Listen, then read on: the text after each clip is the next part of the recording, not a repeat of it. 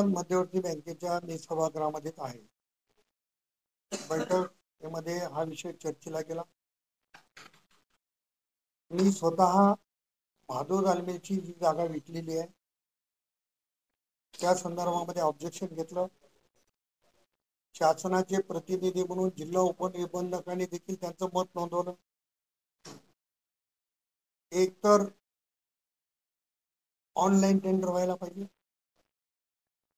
आयुक्तांनी ऑनलाईन टेंडरची मान्यता रद्द केली असेल तर बोली पद्धतीने व्हायला पाहिजे. किंवा समजा पेपरला जाहिरात देऊन जर टेंडर मागवले असतील तर शेवटच्या क्षणाला जेव्हा बिडिंग करतात, नेगोशिएट करतात, तेव्हा ज्यांनी भाग घेतलाय त्यांना संधी द्यायला पाहिजे, असा नियम आहे. जिल्हा उपनिबंधकांनी देखील माझ्या मताला या बाबतीत सहमती नोंदवलेली आहे. सरकारचे प्रतिनिधी जागा वाटप म्हणजे जागा विक्री जी झाली, आज मेजॉरिटी बँकेमध्ये ज्यांचे आहे ते ठराव पास करतील. पण या प्रकरणाला मी, प्रवीण पाटील चिखलीकर आणि कैलास गोरठेकरांनी विरोध केलेला आहे. माझं आताही मत आहे की झालेली विक्री चुकीची झाली आणि अशा पद्धतीची विक्री होऊन बँकेला अडचणीत आणण्याचं काम करू अपेक्षित मूल्य किती येऊ शकते. नाही, त्यांनी असं रेकॉर्डला अपेक्षित मूल्य दाखवलंय. परंतु जेव्हा निगोशिएट करतो त्याचा सरकारी नियम असा आहे की ज्या भाग घेतलेल्या लोकांना शेवटची प्राइस सांगायची, अमक्याने एवढी किंमत बोललेली आहे, याच्यापेक्षा कोणी वाढू शकते का,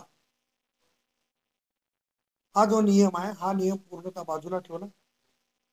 निगोशिएट करताना याचं त्याला कळू दिलं नाही, त्याचं याला कळू दिलं.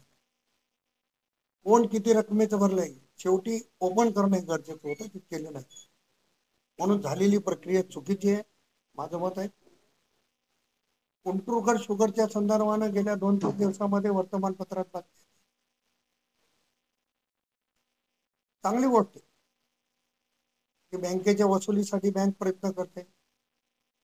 पण कुंटुरकर शुगरला वेगळा नाही आणि भाऊराव चव्हाणला वेगळा नाही का? कुंटुरकर शुगरला वेगळा नाही, हुतात्मा जयंतरावला वेगळा नाही का? तुम्ही कुंटुरकर शुगरची विक्री झाली आणि वसुली झाली नाही म्हणून कोर्टात रीट दाखल केली. हुतात्मा जयंतरावची देखील रीट दाखल होती. नियम बाह्य संचालक मंडळाने ती रीट वापस घेतली. कुठलीही रीट एकदा दाखल ज्या कारणासाठी दाखल झाली त्या कारणाची पूर्तता झाल्याशिवाय रीट वापस घेता येत नाही, असं माझा अभ्यास आहे.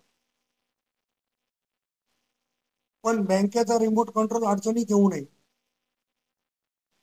त्यांच्यावर काही येऊ नये म्हणून रीट वापस घेतली.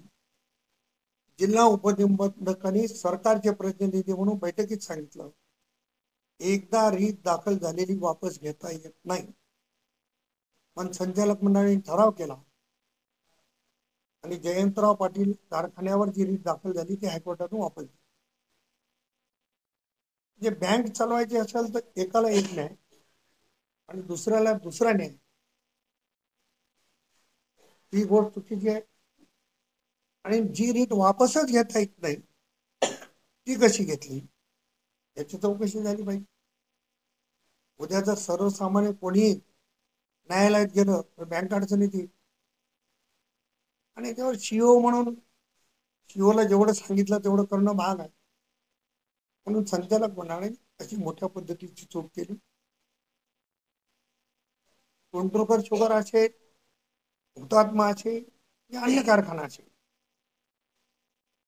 पूर्वी त्यांना कर्ज देताना त्यांची कागदपत्र पाहिली गेली नाही, पूर्ण अटी आणि शर्तीची पूर्तता करून घेतली नाही म्हणून बँक अडचणीत आली. मग परत तो पांडा तुम्ही पाडणार आहात का?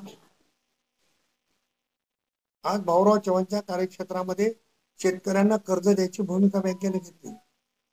शेतकऱ्यांना कर्ज दिलंच पाहिजे, पण कारखान्याकडून तुम्ही का बॉन्ड लिहून घेतला नाही? की यांना दिलेलं कर्ज आम्ही वसूल करून देऊ म्हणून. म्हणजे तुम्ही दुसऱ्याला देताना बॉन्ड पाहिजे, दुसऱ्याला देताना अटी पाहिजे. केवळ आणि केवळ बँकेला फसवण्याचं काम. काही संचालक सुद्धा याच्यात अडचणी देण्याची शक्यता आहे. न्यायालयामध्ये ठराव वापस घेता येत नसताना जर घेतला असेल आणि काही लोकांनी मूकसंमती नाईलाजाने दिली असेल तर ते बिचारे उद्या अडचणी घेण्याची शक्यता आहे.